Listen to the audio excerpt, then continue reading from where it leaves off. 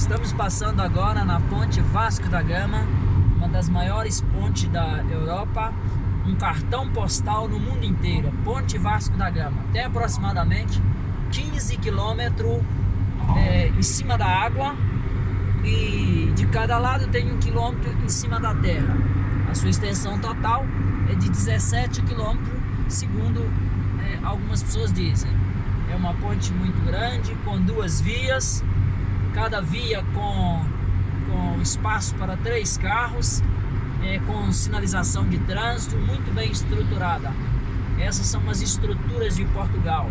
Ponte Vasco da Gama. Antigamente as pessoas, para ir para o outro lado do rio, precisavam dar uma volta muito grande, até que tiveram como solução fazer essa ponte para ligar Lisboa ao outro lado do rio. Essa ponte liga de Lisboa a Montijo. E assim como Lisboa precisou dessa ponte para ligar a Montijo, nós precisamos de Jesus para nos ligar a Deus. Porque sem Jesus não há outro caminho. Sem Jesus a ligação está interditada. Mas quando Jesus morreu na cruz do Calvário, ele estava restabelecendo a ligação que foi cortada entre Deus e o homem lá no Jardim do Éden, quando o homem, pela desobediência, acompanhado da mulher que comeu o fruto, acabou fechando pelo pecado a ligação com Deus e o caminho da árvore da vida. Mas depois Jesus Cristo, o sacrifício perfeito, morreu como um cordeiro imaculado, sem pecado, abrindo novamente este caminho de ligação para com Deus. Por isso Jesus disse: eu sou o caminho, eu sou a verdade, eu sou a vida. Porque Ele é o único caminho que pode levar ao homem a Deus. Ele é a única verdade capaz de ser verdade entre os homens e fazer o elo de ligação entre os homens e Deus, e uma verdade que depois desse tempo será a verdade eterna revelada aos homens, que também continuará na eternidade. E ele disse também: eu sou a vida, porque o apóstolo Paulo disse que se nós esperássemos só nessa vida, seríamos os mais miseráveis, porque em Jesus nós temos uma melhora na nossa qualidade de vida, devido à proteção que Deus proporciona aos seus servos nessa terra. Mas muito mais do que o cuidado de Deus com os homens nessa terra, é o que Deus tem prometido. Porque nessa terra, apesar dos cuidados de Deus, nós teremos aflições nos combates, nas guerras, no mundo espiritual, que às vezes tão de perto nos rodeia, e nós estamos no meio dessa guerra, às vezes quase que sem arma, quase que sem perceber, como que um cego no tiroteio. Mas Jesus, como Ele é a verdade e a vida, Ele guerreia por nós no mundo espiritual, garantindo a existência e a segurança da nossa vida enquanto estivermos nessa terra, e ao mesmo tempo nos ajudando a atravessar a ponte, uma ponte como essa, que depois que nós morrermos, Ele nos levará direto para as mansões celestiais. Ali, quando adentrarmos, será a coisa mais maravilhosa, porque sairemos desse paraíso que foi destruído pelo homem e entraremos na cidade santa, a cidade que Deus fala que nela não entrará mentira, não entrará pecado, não entrará engano.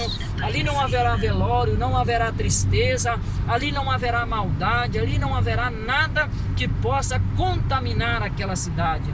Mas todos estarão juntos, alegrando para sempre, tendo o Senhor como a luz que alumiará aquela cidade. E cada dia, com certeza, Deus, cada dia não, porque a eternidade será um dia só, mas no decorrer de toda a eternidade, Deus estará sempre surpreendendo e alegrando os seus filhos, porque a Bíblia fala que ali nem a calmaria vai alcançar aqueles que forem salvos. Ou seja, quando a pessoa aqui nessa terra, mesmo depois de um momento feliz, dá aquele desânimo, aquela sensação de que está tudo muito calmo, está tudo muito sem graça, A Bíblia fala que lá no céu não terá isso.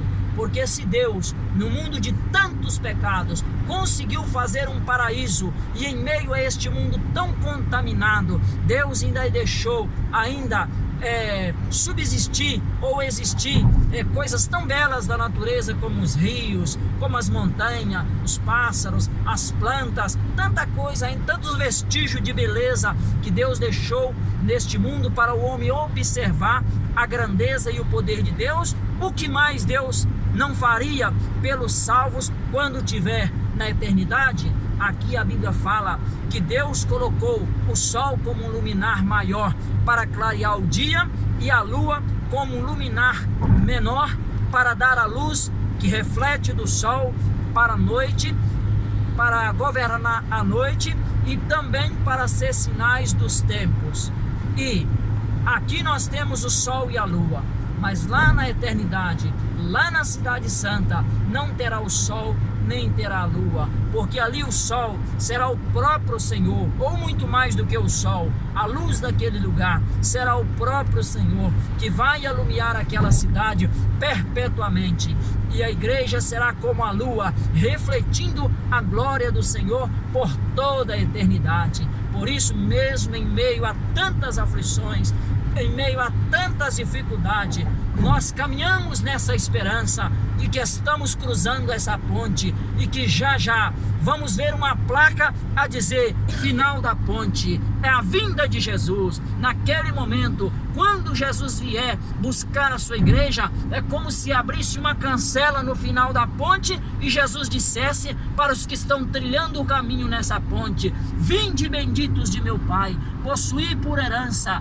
os que estão reservados para a salvação desde a fundação da terra. Não que o nosso nome esteja escrito lá desde a fundação da terra, mas desde a fundação da terra, quando Deus viu que o homem ia cair, Deus já preparou um plano, e dentro desse plano Ele nos abriu uma porta e preparou uma salvação tão maravilhosa, já sabendo que todo aquele que crê no nome do Senhor e Salvador Jesus Cristo será salvo, mas aquele que não crê será condenado. Mas nós, eu e a minha casa, assim como diz Josué, prosseguiremos cruzando essa ponte na certeza de que o Senhor está no barco, de que o Senhor está dentro desse carro, que o Senhor está na nossa vida e que do outro lado nós daremos um abraço no Senhor e viveremos com Ele para sempre. Amém.